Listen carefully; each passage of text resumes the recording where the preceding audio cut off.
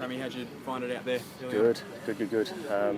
As I was just saying to Paul, did all my preparations leading into this just before the Middle Eastern swing.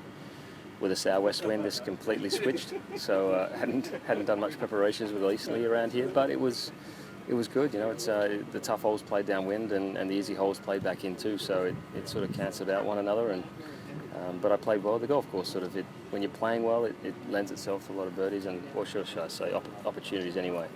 And for the fact when you got greens this good early morning, it's you get a hole hopefully more than you miss. So 7 birdies, just made a few mistakes, short-siding myself. And this what I mean is that if you're not swinging it quite well and you're short-siding yourself around here, it can be hard work. So I just try to play smart, keep it in play, and obviously take my chances when we had accessible pins. So, but the key thing is just driving the golf ball well around here. If you do that, then you're going to give yourself plenty of opportunities. You look to be offline a couple of times. Is there improvement left in the game for the next 3 days? Yeah, definitely.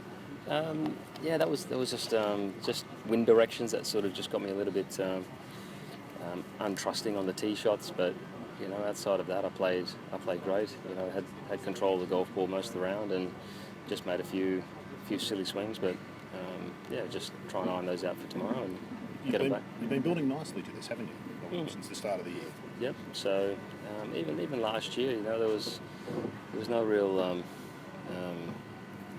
I couldn't really predict the form that I'd run into coming into the Australasian tour, having been out of the game for so long. So it was nice to actually just have that momentum built off November, December, leading in over the break. So I sort of just took that confidence and I was just able to run with it. But I think I'm just playing better. You know, I think the scoring doesn't lie consistently anyway. You know, you have to be playing well. So and my game's in a good spot. So but I just feel fresh and.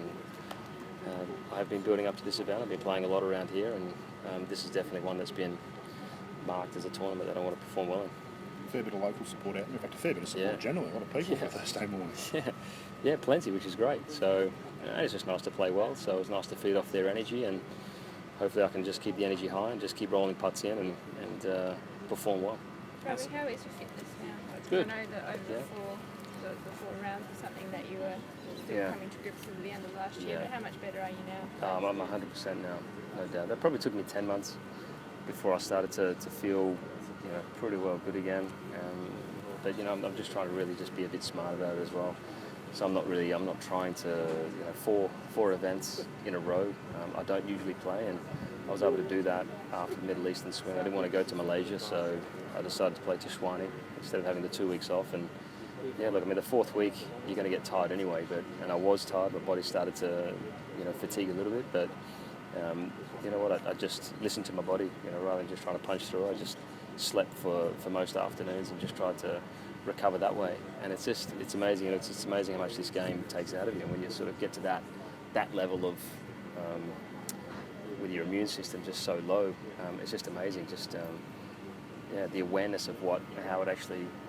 What it actually tells you when your system's that low. So, I think when you're up and about and you're in the sun, you don't really notice it as much, the actual fatigue as much, until you actually sit down on a couch. And where I was actually just fatigued, I was feeling it walking around a golf course. So now I just got to listen to my body. If I do feel tired when I sit down, then that's kind of telling me then sit down for a couple of hours maybe and just let the body recoup, and move it on from there. How strange is it seeing Peter Senior without the broomstick? About as strange as seeing me without a broomstick. So, but it was great. He did really well. He rolled the ball nicely, and it must be for him, having played with the broomstick for 30 years. I mean, that's a big change. He said to me walking off the first green, the 10th green, which was our first hole, but he had about a 15-foot putt for birdie, and then he ran it about a foot and a half past down the hill left to right, and it's not really the one you want to be faced with for your first week out. But he knocked it in, and he played great. He's still got it, Pete. And this golf course, it kind of it suits his game. There's a lot of holes where you can just get up on top of the hill and then run it down there. He's still sharp with all his irons, and his long irons are great. So he played well. He's going to be a threat this week if he keeps playing the way he's playing. On the broomstick, I'm doing the green, anchoring the short putt. Is that just a feel thing? Great.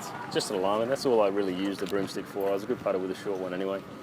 So I just use it just for realignment of my head tilts and also my shoulder alignment, just getting my body posture correct and my balance within my feet.